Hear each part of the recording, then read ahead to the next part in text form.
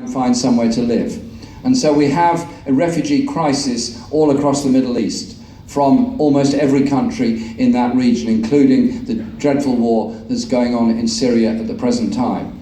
And we have environmental refugees in other places. No one country, no one government can solve all those problems. I fully understand, I fully get that. But we have to have, surely, a humanitarian approach. We have to have a campaign and a programme via the United Nations to ensure support for refugees wherever they happen to be. And instead of blaming people for trying to find a place of safety, risking all to go in a leaky boat across the Mediterranean or try and get to Australia or somewhere else, recognise they're desperate people, just like you or me could be if we were in a post-war situation.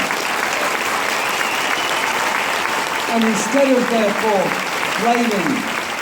blaming those people that are refugees, show a sense of humanity and decency towards them. So can we not have headlines in our papers talking about swarms of people trying to enter this country or that country and calling for the troops to be sent to keep people out? Look a bit more deeply and a bit more thoughtfully into the whole issue.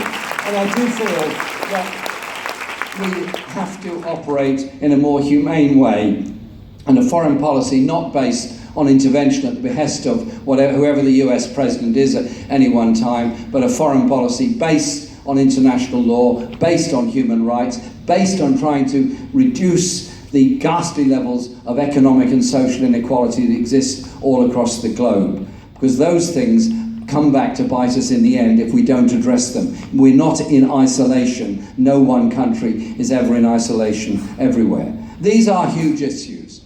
These are huge issues that have to be addressed. This, at one level, is a campaign about the election of a leader and deputy leader of the Labour Party, and that's a very important part, but it's also about how we do our politics and how we develop our society. Thousands of people have been coming to meetings and rallies all over Britain during this amazing summer that we've been having. The same thing has been happening across the USA in Bernie Sanders' campaign. Same thing's been happening elsewhere across Europe. There is a move around that people have had enough of the style of politics that's been done, the corporatisation of politics and the handing down of decisions, and telling this generation, you're doing okay, but the next generation's going to do a lot worse, and the one after that's going to do even worse. Well, we're actually living in a world of infinitely greater wealth than certainly was in the 1940s, 1930s, or obviously in the 19th century. We're living in an age when the possibilities of dealing with the health inequalities are there. The possibilities of dealing with the sanitation crisis, the AIDS pandemic, and many other issues are eminently there and available. But if we're not prepared to make the political decisions necessary to try and control what the corporate world is trying to do, to try and share wealth rather than allow wealth to be agglomerated into an increasingly obscenely wealthy minority across the world, then one generation will do worse than the previous generations and the ones after that. Surely, with our intelligence, our imagination, our ideas and our hopes, we can recognise the geniuses of those that established our party and our movement.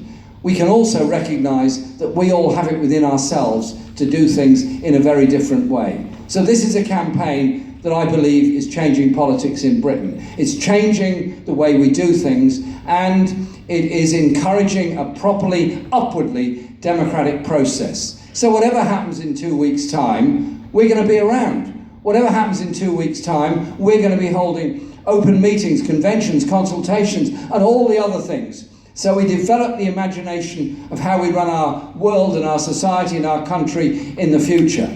That is what is so exciting about it. It's the release of all that imagination that's pent up, and it's attracting a lot of people in, old and young, every community, every faith. Because when we do things together, when we try and achieve things together, we are very strong. When we go home on our own, throw things at the television, shout at the cat because it's walking past you when you're hearing something you don't want to hear on the news, and you just feel very angry about things, saying, well, that's not right, that's not right. You're not actually going to do anything because the television doesn't talk back to those that are talking to you. At least most of them don't. So when you do things together, campaign together, you achieve a great deal. And you never know where those dreams are going to get to. You never know what problems you can conquer. You never know what you can actually achieve in the decent, socially just, democratic world that we all aspire to live in. This has been an incredible series of events and meetings that we've had. The excitement and the enthusiasm of so many people is so palpable. That's what's so good about it. And it's not going to stop here. It's not going to stop with the 550,000 that are now either Labour Party members or registered supporters. It's going to grow and get bigger. This is a social movement that's growing, and a social movement that is going to change the way we do politics and we change things within our society. That is what's so exciting about it. Thank you very much.